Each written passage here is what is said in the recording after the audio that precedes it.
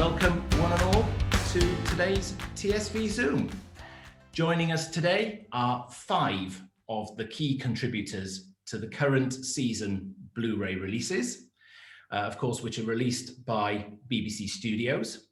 With the recent addition of season 8 to much acclaim, and hopefully lots of you have watched lots of the features and bits on season 8 right now, our panel are here to talk about that, and amongst other things, hopefully, no doubt as well. I'm actually going to ask our panel to introduce themselves to you and briefly tell us a little bit of how they contribute to the Blu-ray releases. So I'm going to start with Pete. Hopefully you're there, Pete. Good evening. Hello, I'm Hello here. There.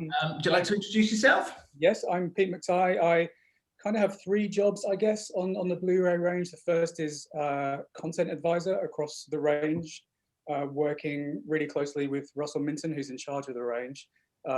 Basically, the 2 of us go through each release and sort out what's going to be on there and where it's going to appear, and shift existing VAM around and look at what gaps we have to fill with new VAM. So that's one job. Second job is writing the booklet, collaborating with Lee on that, who does the brilliant design work. And thirdly, I write and direct the launch trailers. Excellent. Lee, we'll go to you next. Hello, here's the votes from the Swedish jury. I'm Lee Bignall. I do the design work. I work with Peter, I work with Russell, and Richard as well, and actually all of them, because we all sort of like collaborate in our own little ways. But mostly I do the pretty covers and the bits that go inside and the booklet and all that kind of stuff. Lovely. And it's nice to welcome Chris back. Chris, are you there? Hello. Yes, I think I'm the only person that doesn't get to work with Lee. I think I just look at his nice covers and go, "Oh, that's nice. What's the Doctor holding? Oh, that's nice." My name's Chris Chapman. I make documentaries for the Blu-rays, and on season 8, I've done 3, which is the Terence and Me tribute and Devil's Weekend and the direct route. And then there's a whole load of our DVD documentaries that I worked on that have been included as well, but purely the making of new special feature extra VAMI type objects. Excellent. Thank you, Chris. Nice to see you back as well. You've been with us recently, and I'm looking forward to being able to talk to you in a little bit more detail about some of those features as we come through. Richard, are you there to introduce yourself? Hello, I'm Richard Bignell. So I look after, curate the PDF archive that's on the sets, of which we've done some 20-odd thousand pages worth of material on the 8 sets thus far, and I've gone completely mad. I also do a lot of research and digging around and various bits and pieces for a lot of the content producers to sort of help them and try and make what they're doing the best it possibly can be. Fantastic. And finally, we hopefully have Paul Vanezis there. Paul, are you there? He is there. I know we have him. I'm just not sure if he's got technical problems his side. So what I'm going to do is probably, I'll hopefully he can get himself sorted technically the other side. Paul has just been telling us. Sorry, I was muted. Oh no, that's not a good start. Paul, how are you doing? I'm good. Yes, thank you very much. Yeah, so I work on the range doing all sorts of bits and pieces, but on this I directed the In Conversation with Katie Manning and Matthew Sweet, and I also put together some other packages. I kind of reversioned some of the early docs, so some of the other features that got lost in the post, as it were. So I resurrected those from previous releases and also put together some new versions of them in HD. So a nice visual effects feature with Peter Day, which hasn't been seen before, and things like the film trims from Colony in Space, which Richard Bignell was kind of central to helping get off the ground, because he had the film. Fantastic. We have got so much talent sitting in this panel tonight. We're going to start right. I'm going to ask you sort of a general question to start us off with. These things aren't easy to put together. They are absolutely beautiful, I have to say. Well worth every single penny we spend on them. I wonder how the planning of these come together. So obviously you're all a large group of people, all different areas of the process. So quite a large group. How is all this content planned? Is there a planning process that you go through for each release? If so, when does that start? Who's involved?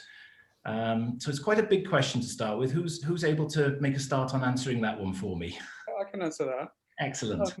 So when the range first started, Russell brought me on kind of straight away because we've been talking about this for a long time, and we basically planned a strategy for the releases of all the classic series. So we know kind of roughly when everything is. We set an order basically for when everything is released. So we had that as a kind of very broad template, and then we brought the kind of bigger team together and had a big kind of planning meeting, which we haven't been able to repeat because of properly all together because of time and because of a pandemic. But initially we had a massive big kind of team meeting where we talked about the first 4 or 5 releases, I think, and kind of what would happen on each one. But what generally happens now is Russell will get in touch and he and I will talk about the next 3-ish releases in a kind of a batch, and we'll specifically look at the next one that's coming up in greater detail. I will look at what existing VAM we have, and I've already kind of planned where things go, because obviously we've shuffled quite a bit of content around, because in the DVD era, stuff appeared on a disc when maybe it was better suited to another disc, just because of the order that things were released in. So we're able to kind of move those things around and put them in a better place, really. So we work out what's existing VAM, and then talk about what kind of gaps we have, whether it's making ofs or commentaries or anything we feel that could help bolster that story or that set. And then we look to everyone else for suggestions, and everyone else kind of pitches in. You know, producers will pitch in, like Chris and Paul will pitch in ideas about things that they'd like to see. And then Russ will have a conversation with me about, we'll kind of work out what suits best on what disc, and everyone just kind of goes off and does their thing. It's a process that's worked surprisingly well considering how many people work across it. It is a very wide variety of people involved. I mean, from a budget perspective, I would imagine it's quite a balancing act for you, because obviously you're repurposing some of the previous DVD stuff, but obviously you've got features and all sorts of new content that you're wanting to produce. How much of a restriction is budget, would you say? Well, it's obviously a very tight budget, but you know, Russell puts the money on screen. He's very careful about what features he chooses to new features he chooses to commission. A lot of money obviously goes into the restoration, because that's such a crucial part of these sets, and that's one of the really key reasons why people want to buy them and own them again, to know that you're getting the most kind of definitive versions of these stories, and also then backed with the most kind of definitive collection of VAM that you can have. So yeah, budget is always a problem with anything, but Russell's very good at moving that money around and making sure that it's put where it counts. And the quality of the episodes, well, it's blown me away this time around, because I had high expectations that they would be cleaned up, but they're even well and beyond my expectations. Paul, what's been the challenge on cleaning them up, would you say, from a restoration perspective? Well, I think it's just the disparate element. So we've got, I think, only 3 episodes of the season we had the original tapes, only 3, and that's crazy, really, if you think about it. When you've got all of that content there, the NTSC tapes aren't bad, but obviously now we've got access to the film recordings, and we can do nice, really high quality, steady scans of them, and we've got vidfire. All of that coupled in with the really good quality NTSC colour kind of means that we can revisit a lot of the original restorations that perhaps weren't quite so successful before. So So I think that's probably been the biggest challenge, making sure that we got decent scans. And also the other thing about those film recordings, so you'll probably see it more on Colony in Space, The Demons and Terror of the Autons. Those are the ones that have really benefited this time round, because Mind of Evil started that way, but has only had a kind of a basic cleanup, even though it is massively improved. So those episodes have also benefited from Richard Russell's process of using the chroma dots to undistort the image. That was always a problem for us when we were doing the original colour restorations, because the film recorder screen was curved, not evenly. It was a really weird curvature, just like you would imagine the curvature on your old TV sets. The glass screens were formed that way, and so now we know where the chroma dots should be in relation to the actual TV picture. Richard worked out a method of using the dots to undistort the picture, so now we get a proper registered picture. And then not only that, he then developed a filter to remove the dots so they didn't interfere with the picture. So that, I mean, it's kind of alchemy, but that I think is a massive technical step forward. And I can tell you, it just would not have happened if it wasn't for the interest in Doctor Who. That there remains, it just wouldn't have happened. The technology would not have been developed to the extent that it has. So I think those have been the biggest challenges, and also, I guess, really struggling with the quality of the colour for the Demons. I mean, it's quite poor. I mean, the film recordings aren't great, and I think Peter Crocker has done an amazing job of it. But also, there's this little team of guys out there who've tidied up a lot of the edges, and we didn't think it was going to work, and it has worked, and it's worked really well. So the Demons has really benefited from that.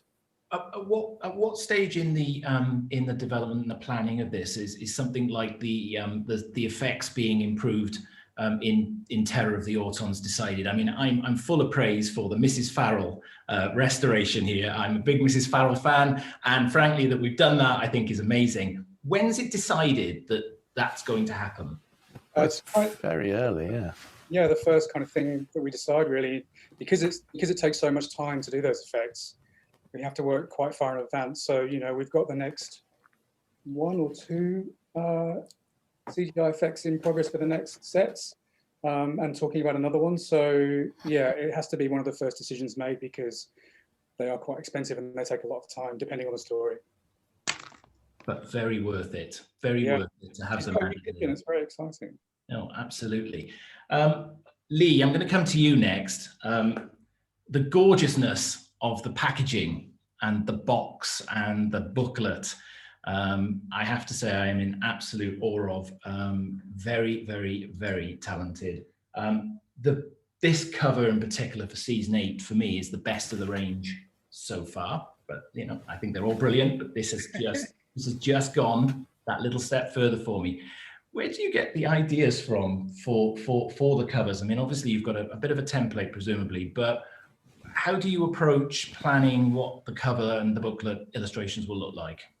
It's a bit of a sort of like a balancing act. On one hand, you've got to do what you kind of imagine the series is about, and it's not necessarily the case that you've got the photos for it. You haven't got the reference or anything like that. You've got to sort of like mine deep into what that series sums up for you. So, I mean, with the season 24 one, as much as it was derided at the time, just the idea of Sylvester McCoy holding the spoons was such an iconic thing, and it had to happen for that one. But so with season 8, the idea of the Doctor trying to, he's kind of getting away from Earth for the first time. So the dematerialization circuit, it just had to be that. He had to be holding that in his hand for the cover. As for everything else, I think everybody here always goes above and beyond when it comes to what we do with our time and with our assets and all that kind of thing. So, I mean, even the booklet cover for season 8, which on the surface looks kind of simple, where you've got the Doctor, the Joe Master, and the radio telescope behind. There is not one picture of Doctor and Joe looking like that. It's made up of at least 7 pictures, and one of them was black and white, so I had to recolor it all by hand just to get the length and the crop and all that kind of thing, just for the booklet cover. So we all do that. It's all that's, like I say, a balancing act of what you think it should be and what you have and the time that you have and the budget you have. That's more or less how it comes about, I think. And hopefully that sort of prestige product at the end of it, where people are paying a lot of money for stuff that, you know, in theory have had before. If you can add to that in any way, shape or form, if you can give them something new, something you haven't seen before, that's my job, basically, is to do that. I mean, the box construction, the packaging construction is brilliant. Please never change that. That's got to go all the way through the rest of the range. Really, my OCD would never cope with it. But, you know, even down to the box construction. But the booklet itself, it's so rich, not only with the illustration work, but the content that's included as well. I mean, you really go to town, it's fair to say, on the level of detail that's written inside that book as well. Peter, you involved in that? Yes, so I write all the content that goes inside the booklet, and yeah, it is, you know, it is a massive job. This is obviously something that I do in my kind of nights and weekends. My day job is writing and making TV drama, so it's something that I do because I'm passionate about it and I love the show and want to do. And that's the same for most of us. You know, we're all kind of working on this largely for the love of the show. So yeah, it takes a long time to kind of research and put together those documents, but you know, no longer than Richard scanning 60 million PDFs that he has to do, and the work that everyone else does. Like, we all put in, you know, the amount of work we do because we love it. The font of all knowledge, the oracle of all things Doctor Who, Richard. What don't you know about the series? I mean, you have got access, obviously, to the written archives. You've got, you know, a whole wealth of knowledge. How do you even start going about planning what you're going to let us have in the way of goodies for one of these box sets? Well, the first stage is always to go to the BBC's written archive at Caversham in Reading. That's been really problematic over the past year, because when the lockdown occurred last March, Caversham shut. They shut its doors, basically, to any outside researchers, and they went down to operating a skeleton staff. And there were lots of thoughts and wonders and promises about when it was going to reopen again, and it didn't. And eventually we started to get more and more desperate, so we had to arrange special access. But for me, what I will do is I go in there for a week. So I'm in there for 5 days solid. Hopefully we'll accomplish one set, and then whatever I can for the one that's following, if that's been absolutely set in stone. But it is literally, you go in there, you start at 9:30, which is when they will allow you in, and then it is a solid working day all the way through to 5 o'clock, non-stop, because there is no way you get round it otherwise. And it is basically just going through all the files that they've got and just doing everything that you can, and then make the judgment decisions later on, once you've been able to acquire stuff. But it's not only Caversham that we go to. Sometimes there are privately held documents as well. There are things that other people have got. So some of the documents this time, or I think it's Colony in Space, David J. Howe helped with, because when they went in to do the 70s book, they got copies of stuff from the production files, which has since disappeared. So, but because they had copies of that, we were able to insert some of that stuff in into the files. It is a huge job to do, but I do find it rather mind-boggling how much we've managed to accumulate in just 8 sets so far. But you're always sort of trying to think of additional material. So we've started putting on there. There was a time when the BBC used to do synopsis for the deaf of stories, which we started to put onto the sets now as well. We didn't do the first few with those, but we're doing them now. They can include synopsis of very early drafts because the people who got those were working from very early scripts. So something like Fury from the Deep, which isn't on the animation, but when we get around to season 5, you'll have it on there. That's all from the original rehearsal scripts. So, you know, that's the TARDIS materializing on the cliff and then abseiling down, and Jamie playing his bagpipes animated to get rid of the wee creature and so on. And then, you know, it's all stuff like annuals and bits and pieces, whatever we can clear. Sometimes there's stuff that we would really like to do which we can't get clearance for, or it's going to cost too much, or it's simply just too much of a headache to try and go through. But it's basically just trying to acquire as much material as possible so that it's out there and it's available. I know not everyone has access to an exterior Blu-ray drive in order to be able to access that, but you know, that's something that you can choose to do for the future if you so wish, and then you can you know, enjoy yourself silly, going square-eyed looking at a million documents about budgets and CSO and goodness knows what else. Do you still surprise yourself? Can you still find bits that you've probably not found before? So are you still getting surprises along the way while you're doing the research? Yes, because I've been going to the BBC Written Archive for about 25 years now, but you don't always have the opportunity to go through any files that are there in any great detail.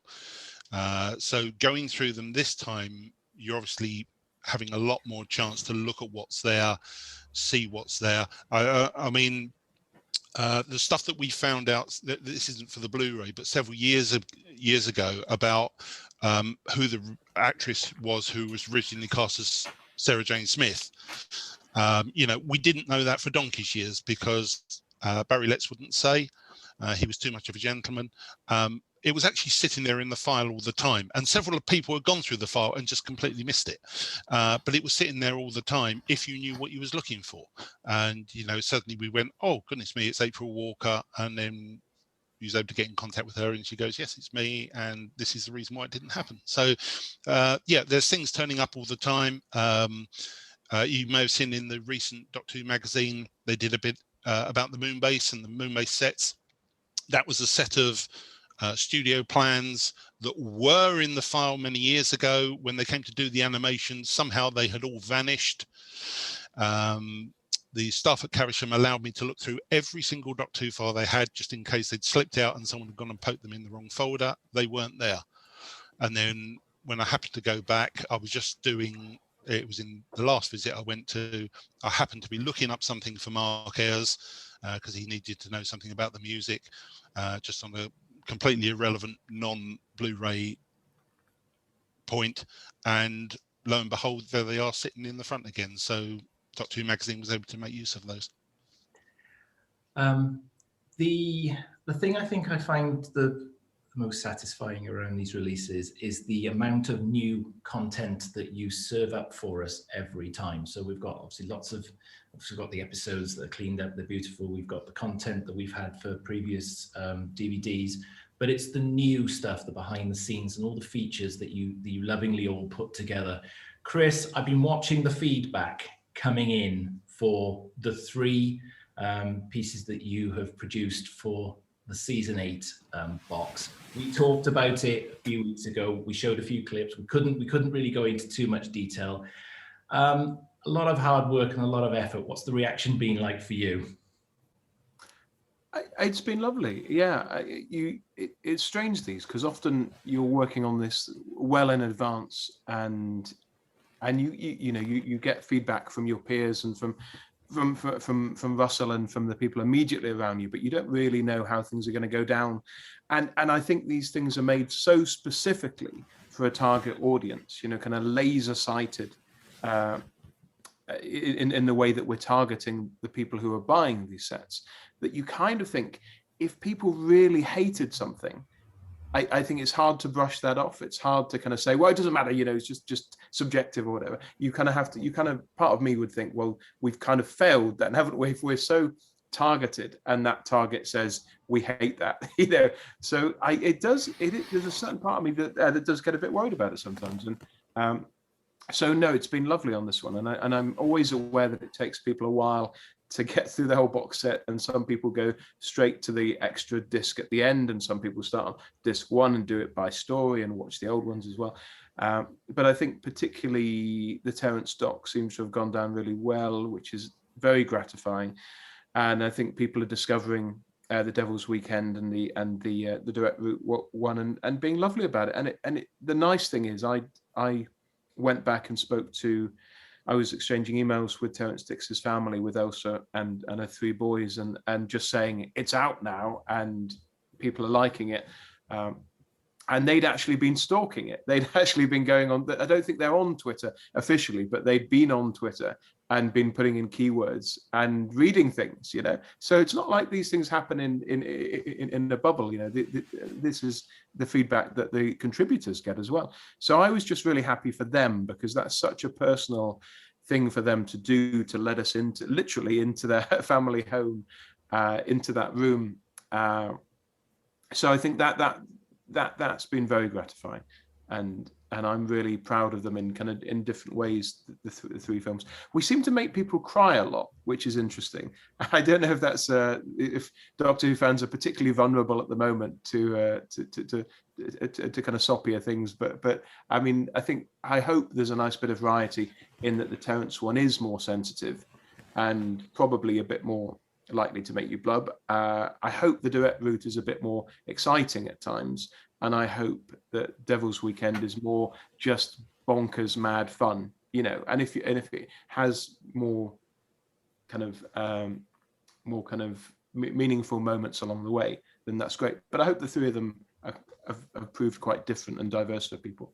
I don't know how many people here. Has everybody watched these all yet? I don't want to spoil things and kind of tell you. Well, we're going to try and keep it fairly spoiler-free, but we'll. I would imagine most people have watched quite a lot of it. I know some people are working their way through the sets. I know I do it in a different way. I've skipped forward. I've watched the Terence one. I've got to admit, I've not watched the others because I like to do it almost a disc at a time. COVID or not, I do not believe there would be a dry eye left in the house on the Terence one, because you really, you teased it a little when we spoke a couple of weeks back. Genuinely, that is such a revealing story. I actually found the sort of revelations as well on the direct route one. I think that again, there's just revelations that come out there that just haven't heard before, and I think you've got a way of getting the best out of the people that you take on the journey with you, Chris. I think. Well, thank you. I appreciate that, and with Terence, I mean, so many of us have a relationship with Terence already. So many of us met Terence and worked with Terence, and even if that relationship was through his words, then we feel a connection to him. But he was a man who enjoyed his stock anecdotes in a way, and as a wonderful writer, he'd kind of written in his head, these are the 18 anecdotes that I will provide to Doctor Who fans from now until the end of my life, and I've honed them to perfection as I would a piece of prose. And so the interesting thing with that film was kind of saying, okay, I actually don't feel like I know that much about Terence the individual and Terence's personal family life and so on. So I think there was room on that one to kind of gently dig deeper. And I think my favorite stuff in that is Frank's chat with Elsa, where you kind of, you really for 8-10 minutes kind of build up a picture of this man that I don't think we've quite had before. And obviously I don't want to spoil the ending, but the visit we make into Terence's study, I think is kind of hallowed ground, really. So I was obviously delighted to find that was still in existence in the house and that they hadn't touched it, and that they were happy to let us go into it. But I think with all of them, I do want it to be new. I think when as Pete says, when we're looking at the gaps on a season, you're kind of thinking, you know, we could, you know, people say, oh, would you like to do another thing about Barry Letts or whatever? And you think, well, we've done that. We've done there's a great Remembering Barry Letts tribute. So, you know, yeah, you could do it slightly differently, but wouldn't it be great to do the thing that hasn't been done yet? And that stops us from going mad and repeating ourselves endlessly. You know, so we I think as fans, we want to try and uncover new stuff each time. And the direct route is a nice format to kind of, you know, we'd always said directors, you hear it from them in isolation related to their story, but you don't tend to airdrop them into each other's stories. And I think they found that quite surprising to suddenly go, oh, I've never seen the Demons or whatever, you know, and I have a perspective on that as a director who was in the corridors at the same time, you know. So hopefully it feels like new stuff. I hope it does.